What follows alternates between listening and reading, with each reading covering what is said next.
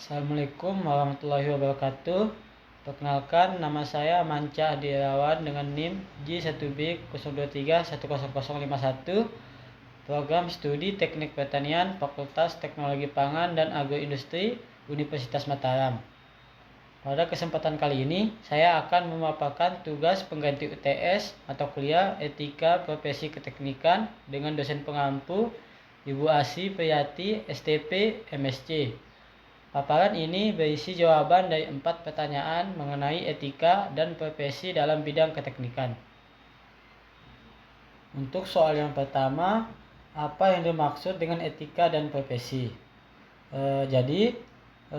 Etika merupakan seperangkat nilai, norma, dan prinsip moral yang menjadi pedoman bagi manusia dalam bertingkah laku. Etika membantu seseorang menentukan mana yang benar dan mana yang salah, sehingga setiap tindakan yang dilakukan memiliki tanggung jawab sosial dan moral. Dalam konteks dunia kerja, etika menjadi dasar agar seseorang dapat bertindak dengan integritas dan tidak merugikan pihak lain.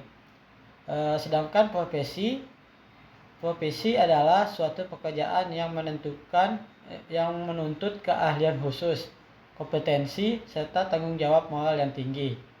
Profesi tidak hanya sekedar mencari nafkah, tetapi juga memberikan pelayanan kepada masyarakat sesuai dengan bidang keahliannya. Misalnya, profesi insinyur pertanian memiliki tanggung jawab untuk merancang dan mengembangkan teknologi pertanian yang aman, efisien, dan berkelanjutan.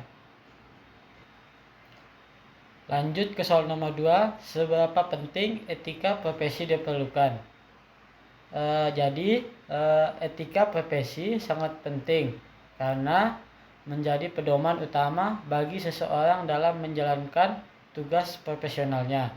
Tanpa etika, keahlian yang dimiliki seseorang bisa disalahgunakan dan berpotensi menimbulkan kerugian bagi masyarakat maupun lingkungan.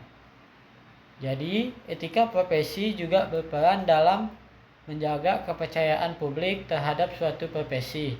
Misalnya, masyarakat akan percaya kepada seseorang insinyur jika ia bekerja dengan jujur, bertanggung jawab, dan mematuhi standar keselamatan. Selain itu, etika membantu menciptakan hubungan kerja yang harmonis antar profesional, serta memastikan hasil pekerjaan sesuai dengan norma hukum dan moral yang berlaku. Dengan demikian, etika profesi menjadi pondasi utama terbentuknya profesionalisme yang sejati. Lanjut ke soal nomor 3. Hal-hal apa yang harus dilakukan untuk meningkatkan profesionalisme? Jadi, untuk menjadi seorang profesional yang baik, ada beberapa hal yang penting yang harus dilakukan. Yang pertama, memiliki disiplin dan tanggung jawab dalam menjalankan tugas, termasuk tepat waktu, teliti, dan mematuhi standar kerja. Yang kedua, menjaga kejujuran dan integritas, artinya tidak melakukan manipulasi data, tidak menipu klien, dan tidak menerima imbalan yang melanggar aturan. Yang ketiga, terus belajar dan meningkatkan kompetensi. Dunia teknik dan teknologi terus berkembang sehingga seseorang profesional harus terbuka terhadap ilmu baru, pelatihan, dan inovasi. Keempat, menjaga komunikasi dan kerjasama yang baik dengan rekan kerja, atasan, maupun masyarakat. Dan yang terakhir, mematuhi kode etik profesi, yaitu aturan tertulis yang menjadi pedoman moral dan perilaku dalam suatu profesi. Jika semua hal ini diterapkan secara konsisten, maka seorang profesionalisme akan meningkat dan kepercayaan masyarakat terhadap profesinya pun akan semakin kuat. Lanjut ke nomor 4 atau yang terakhir, contoh pelanggaran etika dalam profesi dan penanganannya. Berikut adalah salah satu contoh pelanggaran etika dalam profesi keteknikan, yaitu ketika seorang teknisi atau insinyur memalsukan hasil uji alat pertanian untuk mendapatkan keuntungan pribadi. Misalnya, sebuah alat dikatakan efisien padahal sebenarnya tidak lolos uji keamanannya. Tindakan seperti ini sangat berbahaya karena dapat merugikan petani, pengguna alat, bahkan mencemari nama baik lembaga tempatnya bekerja.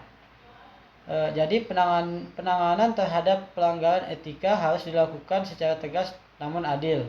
Langkah pertama yaitu melakukan investigasi internal untuk memastikan kebenaran laporan.